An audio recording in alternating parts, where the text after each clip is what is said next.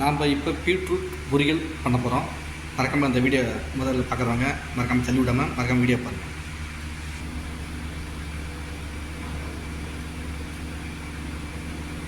எண்ணெய் தேவைப்படுறத அதை ஊற்றிக்குங்க. கடுகு கொஞ்சம் போடுங்க. கடுகு வெடிச்சதும் கருவேப்பிலை கொஞ்சம் போடுங்க. வெங்காயம் நல்லா செந்நிறமாக வரணும். கொஞ்சம் நல்லா வணக்கி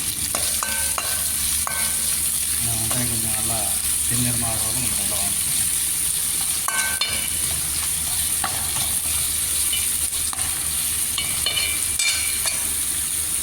கொஞ்சம் பச்சை மிளகாய் போட்டுருங்க. அதையும் சேர்த்துருங்க. கொஞ்சம் பீட்ரூட் இப்போ போட்டுருங்க. சரிங்களா? இது நல்லா கொஞ்சம் கிட்டுங்க. கொஞ்சம் தண்ணி ஊற்றி கிட்டுங்க. கொஞ்சம் லைட்டாக உப்பு போட்டுங்க. சால்ட் ஓகேங்களா? கொஞ்சம் சால்ட்டு போட்டுக்கோங்க. கொஞ்சம் நேரத்துக்கு மூடி வைங்க. வெந்துச்சான்னு பாருங்கள். ஸோ நீங்கள் இன்னொரு வாட்டி அதை கிண்டுங்க. பரட்டி போடுங்க.